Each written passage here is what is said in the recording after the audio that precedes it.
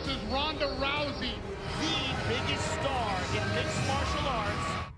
She has shown nothing but total dominance inside the octagon. Looking to knock her out. That's Correia with very impressive stand-up. But when you start saying things about my family and disrespecting the things that my family has been through, I have to make such an example out of her. This is personal. It's about proving a point and punishing someone. Okay, so we welcome in MMA analyst Chael Sonnen to talk UFC 190 Saturday night from the HSBC Arena in Rio. Obviously, bantamweight champion Ronda Rousey making her 6th title defense against Brazil. Let me make sure I get this name right. Brazilian striker. It's Bethe Correia. I think that sounds perfect. Nailed it. Yeah, hi. Nailed it. Yeah, even if it's not. But let's talk about these two. There's been a war of words going on for some time. I think, obviously, a little bit of trash talk is expected, but it got out of hand. Okay, so let me tell you guys what happened. Bethe Correia said, and I quote, "When this fight is over, Ronda Rousey is going to want to commit suicide." Now, there is no way to make a suicide comment lighthearted or funny. There just simply isn't. Also, what she did not know is Ronda Rousey's father died of a suicide when Ronda was a little girl. This was the motivation that Ronda needed. Ronda seeks motivation. Obviously easy to find. In Bethe's defense, guys, she immediately apologized.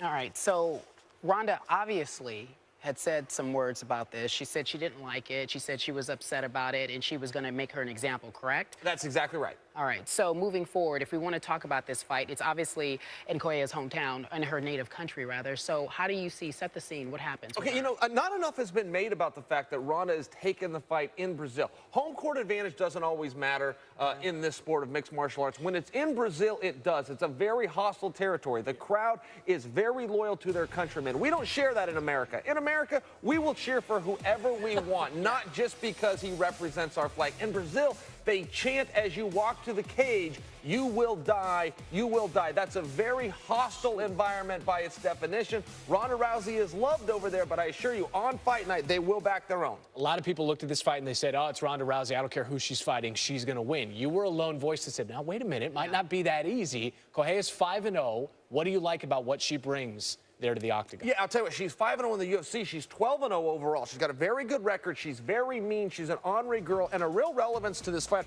You know, when you watch her here, this whole highlight reel is largely going to be her striking. She dips to the left. She throws a powerful right hand. She's good at blocking defense. She comes right back with shots. This is what a good fighter does. But as you watch her boxing ability, as you watch her able to land these strikes at will, guys, what you're not seeing is the reason she's on her feet is because her grappling is so good. That's where everybody has struggled against Ronda Rousey. She gets him to the ground. She stretches her arms out. Bethe's a little bit different. Bethe's wrestling is to the point that she can let the fight stay on the feet as long as she wants, and she delivers big, powerful shots.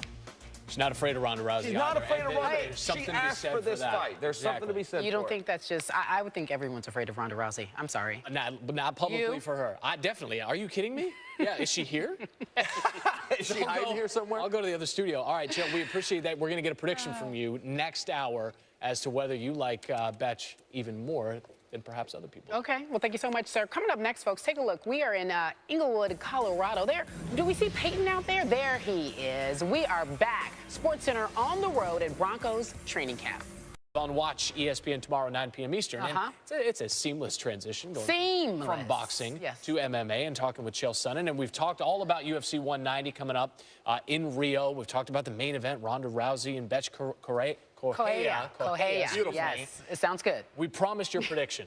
You are going to deliver on that promise. You said someone's gotta go. It has to go. Look, we got 2 undefeated ladies in there. I think this is pretty simple. If Ronda Rousey can get to top position, and she's an Olympic bronze medalist, says that she can get on top with her judo background, I think that she can wear Bethe out. Now, I think skill for skill, Bethe can keep up with her on her feet. I think Ronda's got big problems, particularly if Bethe gets inside and starts working those body shots. She can drain Ronda's battery down. If Ronda's condition is superior, it should be, guys, but Ronda has a problem, which is she has been in about a total of 60 seconds worth of fighting in her last 3 competitions. If she begins to get too comfortable with herself, hasn't put the miles in on the road, hasn't put the time in the gym, and she doesn't show up in shape, she's got big problems. So you say... Ronda Rousey.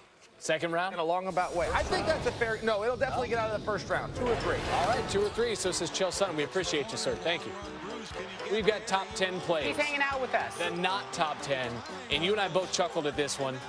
It is Eddie Butler who trips twice. One more time. For the Rockies. Oh, there you go, Eddie. Right?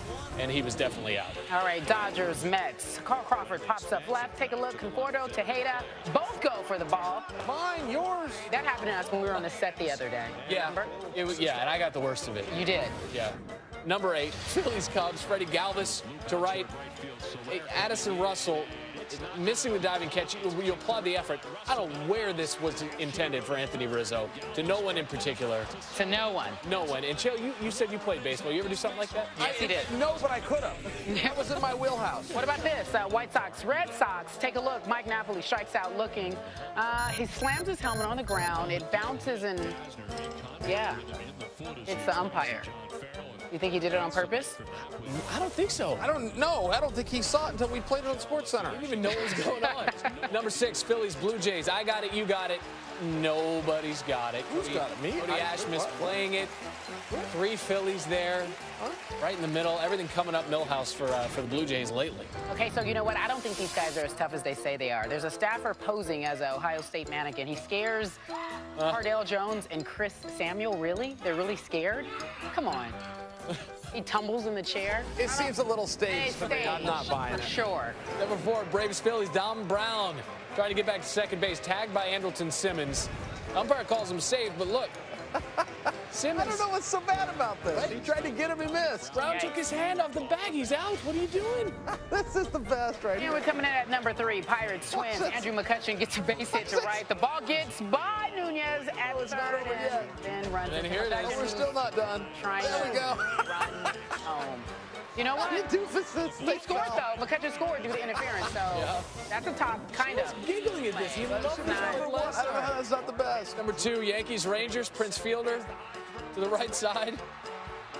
And it's sort of second, but look at the hit. It's Elvis Andrews. Look at that. Well, wait. What happened there, guys? Anybody You wanna said weigh it on was this? downtown business It was earlier. the downtown business district is where. Yeah, downtown it. business district. And number 1, single A baseball, Delmarva Shorebirds, Augusta Green Jackets, Elier Leyva hits the home run, but he's out because he doesn't touch home plate, and that is your happens. worst play of the week. The Not Top 10 is brought to you by Geico. 15 minutes could save you 15% or more on car insurance. For Randy Scott and Carrie Champion, that wraps this hour of SportsCenter. Another live hour SportsCenter coming up. Chael, thanks for hanging out with us live.